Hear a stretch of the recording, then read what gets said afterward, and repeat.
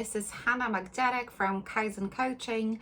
I work with people helping them overcome procrastination, emotional barriers, and enhance their emotional intelligence skills. Cognitive intelligence, education, experience, these are normally the things that we look at to check whether someone is the right person for a role.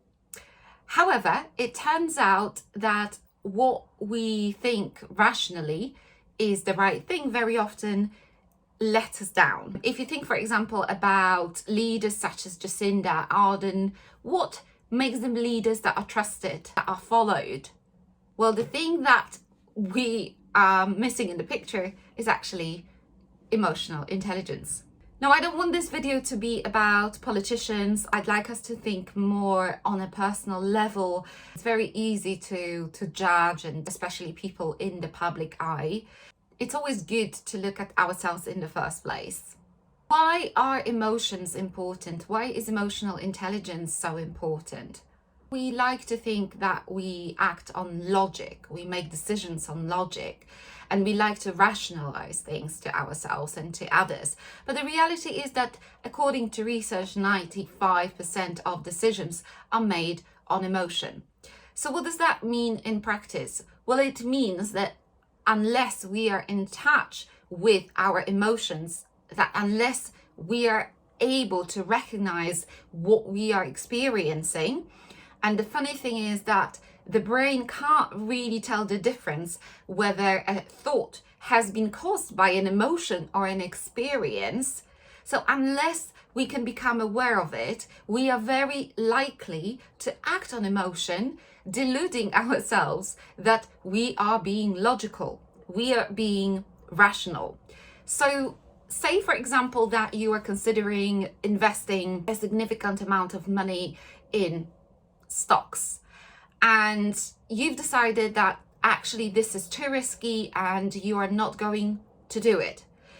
So would you say that this person is acting on emotion or logic, rejecting the possibility of taking that risk that may turn out too high and result in them losing the money?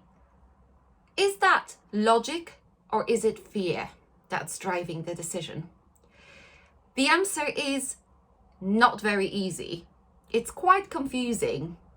That's the thing, that we really struggle to differentiate when we are following logic and when we are following emotions, because emotions are so familiar to us, because they're natural, we tend to interpret them as logic.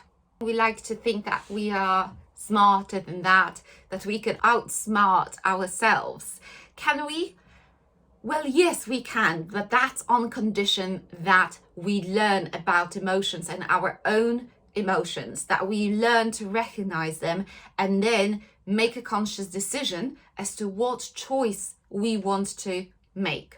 This is how we are able to use our emotions to make a decision with a positive intention and for a positive outcome. To give you an example, say that you've had a disagreement with a colleague at work, and now you are sat at your desk fuming perhaps, and thinking in your head, now say the colleague is just about to go to speak with their manager, with the boss, and they are about to present a report, their report that you've been working together on.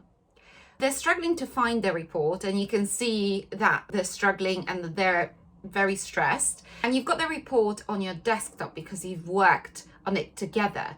So what do you do then?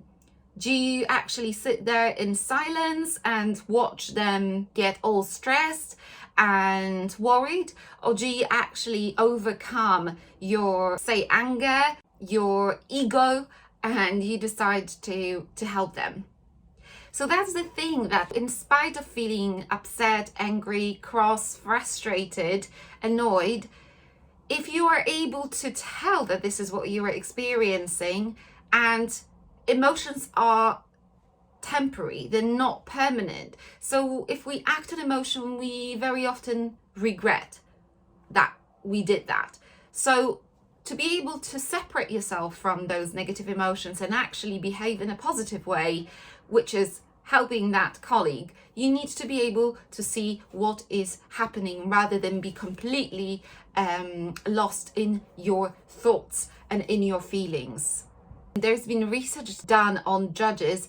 It turned out that, for example, when they were making decisions as to giving a sentence before lunch or before dinner, they were much stricter, much harsher in terms of what decisions they were making. So you can see that something such as hunger, a very basic sort of feeling, is able to influence someone who's been trained to actually be as objective as possible, and yet it still affects them. And there are so many challenges that we experience on a personal level. For example, a lot of people struggle with overeating. So people look for solutions in dieting, for example, and dealing with the symptoms, whereas the real cause is in their emotions and in them understanding that it is perhaps boredom, perhaps some kind of helplessness, the lack of ability to regulate our emotions and to separate ourselves from them, to be able to then make a decision, a different decision that will, for example, prevent us from overeating.